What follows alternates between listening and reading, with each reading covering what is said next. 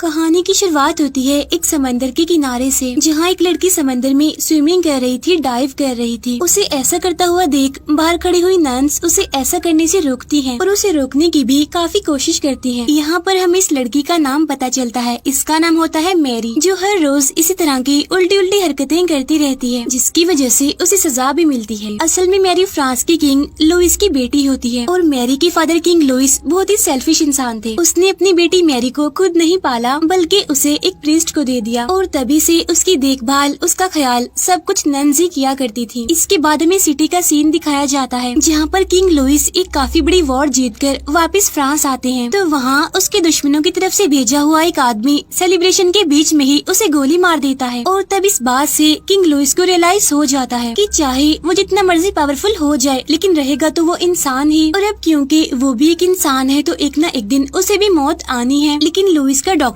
उसे मॉडल बनाने के लिए कहता है कि तुम्हें जल परी को पकड़ना होगा। वो कहता है कि जल परी की पावर से मैं आपको इमॉर्टल बना सकता हूँ। इसीलिए किंग लुइस फौरन अपने खास पायलट यानी समुद्री लुटेरे को समंदर के बिल्कुल बीचों बीच जल परी को पकड़ने के लिए भेजता है और इस पायलट यानी समुद्री लुटेरे का नाम होता है ईव। ईव अपने साथियों के साथ एक मरमेड कपल को पकड़ने में कामयाब हो जाता है, लेकिन उनको तो सिर्फ फीमेल जल परी ही चाहिए थी। इसीलिए वो अपने साथियों से कहकर मेल मरमेड को वापस से समंदर में भिजवा देता है और खुद वो उस फीमेल जल परी को लेकर पैलेस आ जाता है। और जब लुइस को ये न्यूज मिलती है तो वो बहुत ही खुश हो जाता है, लेकिन उसका जो प्रीस्ट होता है वो इस बात से खुश नहीं होता, क्योंकि उसे ये सब एक क्राइम लग रहा था और कुछ नहीं। लेकिन डॉक्टर को इस बात से कोई भी फर्क नहीं पड़ रहा था, बल्कि उसे तो यकीन था कि सूरज ग्रहण के दिन वो जल परी के दिल से किंग को इमॉर्टल बना देगा। अब प्रीस्ट उसकी बेटी मैरी को भी महल लाने के लिए कहता है। तब किंग लुइस उसकी ये बात मान भी लेते हैं। इसीलिए प्रीस्ट मैरी को लाने के लिए पहुँच जाता है, जहाँ जाकर उसे पता चलता है कि मैरी एक बहुत ही अच्छी म्यूजिशियन है। इसके बाद प्रीस्ट मैरी को महल में ले आते हैं। अब क्योंकि मैरी ने पैलेस को फर्स्ट टाइम देखा होता है, इसीलिए वो सारा कुछ देखकर काफी हैरान और काफी एक्साइटेड थी। लेकिन किंग लुइस अभी भी इस बात को दुनिया के सामने नहीं लाता कि मैरी उसकी अपनी बेटी है। इसीलिए प्रीस्ट मैरी को एक मेड के साथ एक छोटे से रूम में भेज देता है। उधर मैरी को उसकी मेड पूरे पैलेस का विजिट करवा रही होती है। तब हर कोई मैरी को बड़ी अजीब नजरों से देख रहा था। कुछ लोग तो उस पर हंस भी रहे थे, क्योंकि इस टाइम वो एक स्ट्रेंजर थी जो कि गेस्ट बनकर आई थी और इसे किंग के महल में क्यों लाया गया इसके बारे में तो कोई भी नहीं जानता था। अब मैरी फाउंटेन के पास जाकर उसे गौर से देख रही होती है, लेकिन इतनी ही देर में वहाँ पर किंग लुइस आ जाता है। तब अचानक से मैरी के घबरा जाने की वजह से वो पानी में गिर जाती है। लेकिन अब क्योंकि वो थी तो किंग की बेटी ही, इसीलिए किंग उसे अपना कोट पहना देता है। उधर हम देखते हैं उस पायलट को यानी ईव को, जो मरमेड को लेकर महल पहुँच जाता है और किंग को इमॉर्टल होने का इतना क्रेज होता जा रहा था कि वो प्रीस्ट की कोई भी बात नहीं सुनता था। वो तो सिर्फ डॉक्टर की बातें सुनता था, उसे डॉक्टर की ही सारी बातें ठीक लगती थी। इसके बाद किंग जब जल परी को देखने जाते हैं तो उन्हें पता चलता है कि जल परी ठीक नहीं है, उसकी हालत खराब है, क्योंकि वो काफी डरी हुई सहमी हुई थी, क्योंकि ना तो वो कुछ खा रही थी और ना ही पानी से ऊपर आ रही थी। फिर वो डॉक्टर बताता है कि सूरज ग्रहण तक इस जल परी का जिंदा रहना बहुत जरूरी है, वरना हम जो चाह रहे हैं वो कभी भी नहीं हो पाएगा, हम अपने मकसद में कामयाब नहीं हो पाएंगे। और ऐसा करने के लिए यानी जल परी को जिंदा रखने के लिए उसे किसी भी तरह करके कुछ न कुछ खिलाना होगा। फिर किंग लुइस डॉक्टर को धमकी देता है और कहता है कि तुम रखोगे जल परी का ख्याल, वरना तुम्हारे साथ अच्छा नहीं होगा। उधर हम रूम में मैरी को देखते हैं जो कि म्यूजिक की प्रैक्टिस कर रही होती है, लेकिन तभी उसे ऐसा फील होता है कि जैसे उसे कोई बुला रहा है अपने पास एक आवाज के जरिए। इसीलिए वो उस आवाज का पीछा करने लगती है। आवाज का पीछा करते करते वो उसी केव तक पहुँच जाती है जहाँ पर उन लोगों ने जल परी को कैद करके रखा हुआ था। और वो जल परी मैरी को देखकर बाहर आ जाती है। तो यहाँ पर मैरी जल परी से बात करने की कोशिश करती है, लेकिन तभी वो पायलट यानी ईव वहाँ पर आ जाता है और वो मैरी पर काफी गुस्सा करता है। वो कहता है कि तुम यहाँ पर क्यों आई और कैसे आई और जल परी के पास मत जाना। तब मैरी कहती है कि मैं यहाँ पर खुद अपनी मर्जी से नहीं आई हूँ, बल्कि मरमेड ने जल परी ने मेरी म्यूजिक की आवाज सुनकर मुझे यहाँ पर खुद बुलाया है। उसकी ये बातें सुनकर ईव काफी हैरान हो जाता है।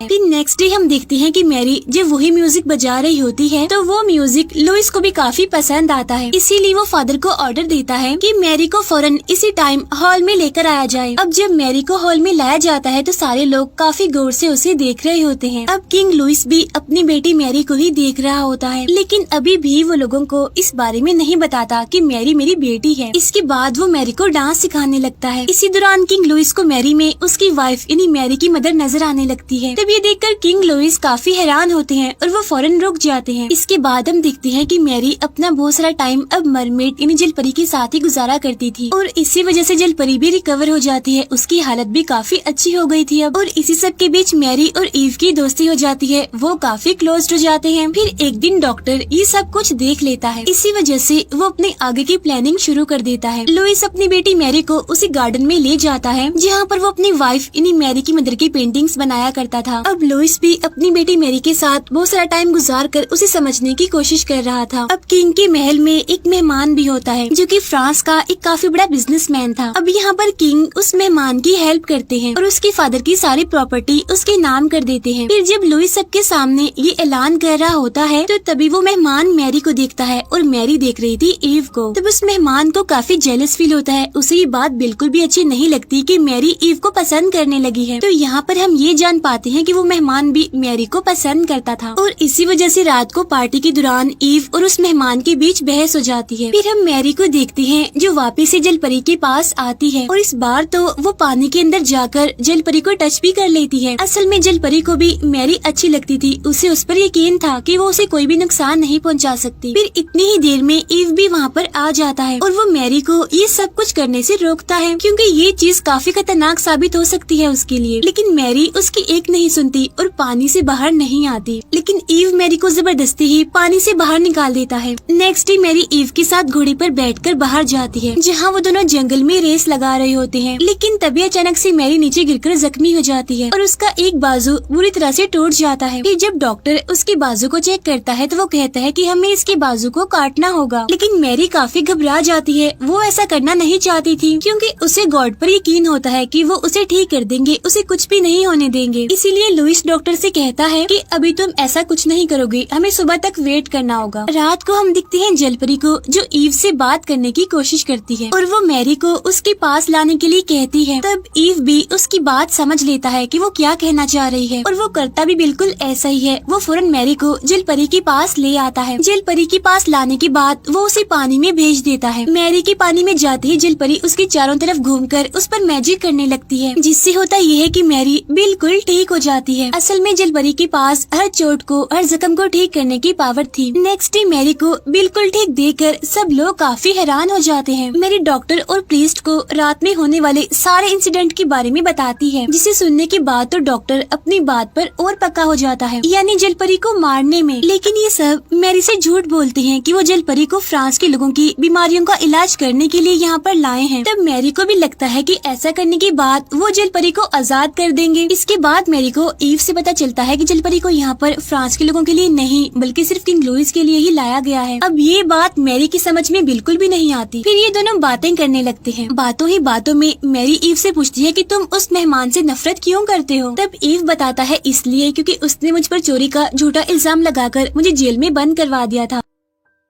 फिर ईव मैरी को एक बहुत ही खूबसूरत जगह दिखाता है। आहिस्ता आहिस्ता वो दोनों काफी क्लोज होते जा रहे थे। यहाँ पर मैरी ईव से कहती है कि मेरी ख्वाहिश है कि जल्द से जल्द तुम उस जल परी को आजाद कर दो। उधर हम पैलेस में किंग लुइस को देखते हैं जो कि उस मेहमान को अपने पास बुलाकर उसे बता देते हैं कि मैरी मेरी बेटी है और वो उस मेहमान को मैरी से शादी करने के लिए कहते हैं। अब क्योंकि वो मेहमान तो पहले ही मैरी को पसंद करता है, इसीलिए वो फौरन शादी के लिए हाँ बोल देता है। लेकिन प्रीस्ट को किंग लुइस का ये फैसला भी पसंद नहीं आता। वो किंग लुइस से कहते हैं कि एटलीस्ट आपको एक बार मैरी की मर्जी पूछ लेनी चाहिए। लेकिन किंग को इस बात से कोई भी फर्क नहीं पड़ता कि मैरी इस शादी के लिए राजी है या फिर नहीं, जिस पर प्रीस्ट को काफी गुस्सा आता है और वो लुइस से कहते हैं कि वो आपकी बेटी है, आपको इतना भी सेल्फिश नहीं होना चाहिए क्योंकि ये चीज तुम एक अच्छा किंग तो बना सकती है लेकिन एक अच्छा इंसान बिल्कुल भी नहीं। उधर मैरी वापिस से जल परी से मिलने के लिए जाती है और जल परी मैरी को अपने ऊपर बिठाकर उसे पानी का टूर करवाती है, जिससे मैरी काफी इंजॉय करती है। इसके बाद मैरी जब बाहर आ जाती है तो किंग लुइस उसे अपने पास बुलाते हैं, जहाँ वो उसे बता ही देते हैं कि तुम मेरी बेटी हो। वो मैरी को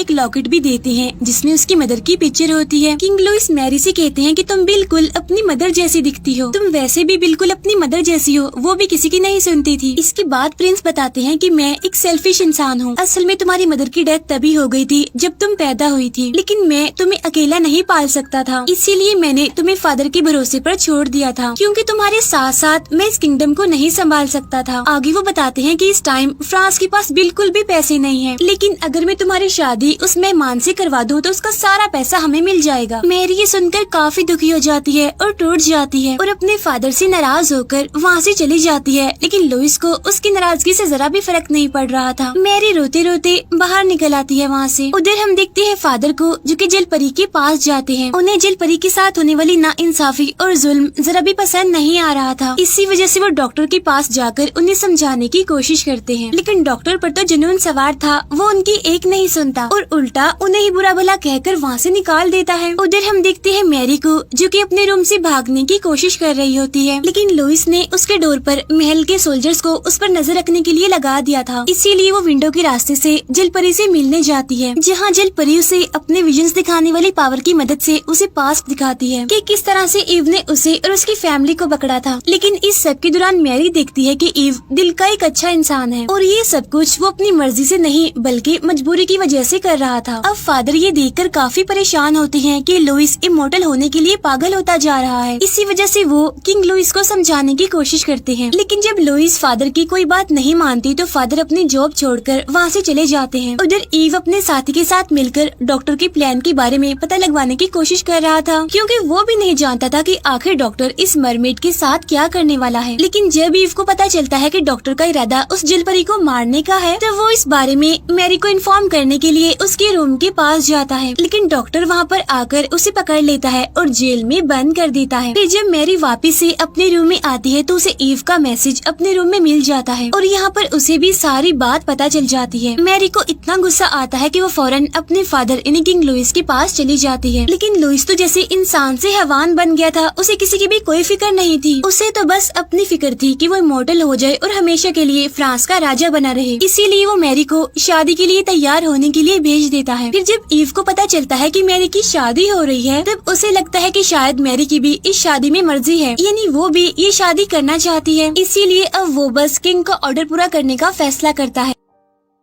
उधर प्रीस्ट मैरी के रूम में जाते हैं और उसकी हेल्प करने के लिए एग्री हो जाते हैं। प्रीस्ट मैरी से कहते हैं कि तुम्हें दुल्हन का कॉस्ट्यूम पहनकर बाहर जाना होगा। अब मैरी के ऐसा करने पर वो उसे सोल्जर से बचाते हुए आजाद कर देते हैं। अब मैरी भागते हुए जलपरी के पास पहुंचती है, लेकिन वहां पहुंचकर वो देखती है कि ईव जलपरी को पानी से बाहर निकालने की कोशिश कर रहा है। यहाँ पर मैरी ईव को अपनी फीलिंग्स बताती है कि मैं तुम्हें पसंद करती हूँ। वो कहती है कि अगर मैं जलपरी को आजाद कर दूँ तो उसके बाद हम दोनों शादी कर लेंगे, उसके बाद हम दोनों साथ में मिलकर वैसी ही लाइफ गुजारेंगे जैसी हमने सोची है। ये सुनकर ईव अपने साथियों से कहता है कि तुम जाकर शिप निकालो और खुद वो मैरी के साथ जलपरी को ब्रिज की दूसरी तरफ ले जाने की प्लानिंग करने लगता है, यानी जहाँ से जलपरी वापिस से समंदर में चली जाए। लेकिन ये सब कुछ करना इतना आसान नहीं था। इसी दौरान डॉक्टर को मैरी के भागने के बारे में पता चल जाता है, इसीलिए वो भी फौरन उस केव में पहुँच जाता है, जहाँ पहुँचते ही उसकी ईव के साथ लड़ाई हो जाती है और इस फाइट के दौरान ईव को गोली लग जाती है। मैरी जलपरी को